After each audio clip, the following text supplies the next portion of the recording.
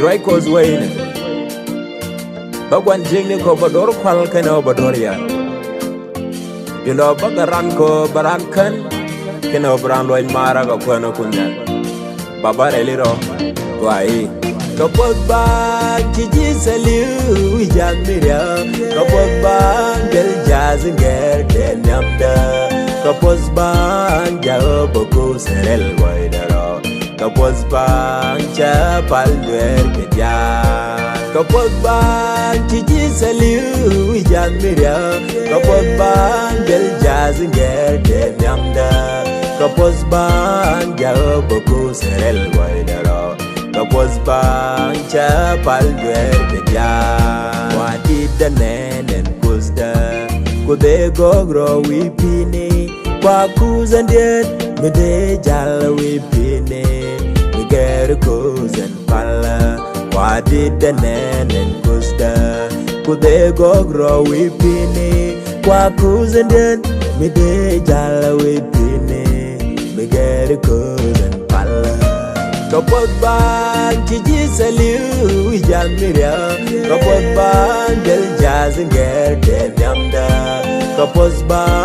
jabo ko serel waidaro kapag ba chapal duer keja kapag ba kiji saliu jamiria kapag ba del jazinger kenyamda kapag ba jabo ko serel waidaro kapos bang chapal duer keja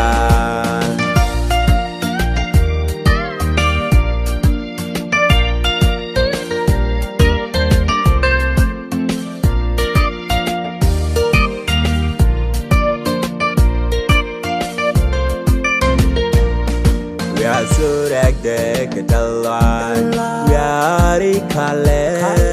gadit ponya yalara je dalwaj kapwanya je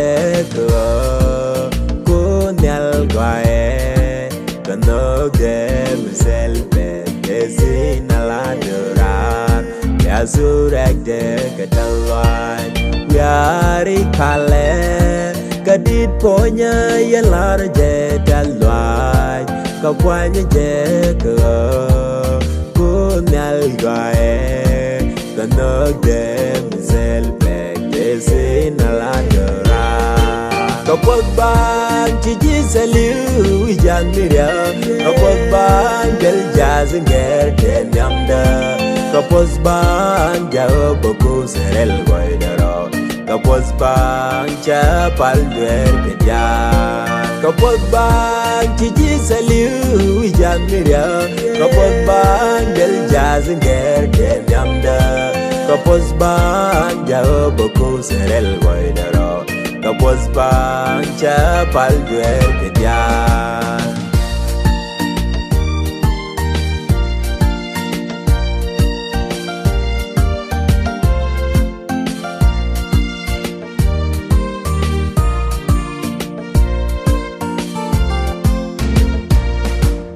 kunyal gae gade chung ko da de kwai loa kunyal aga ngashan meta kere shela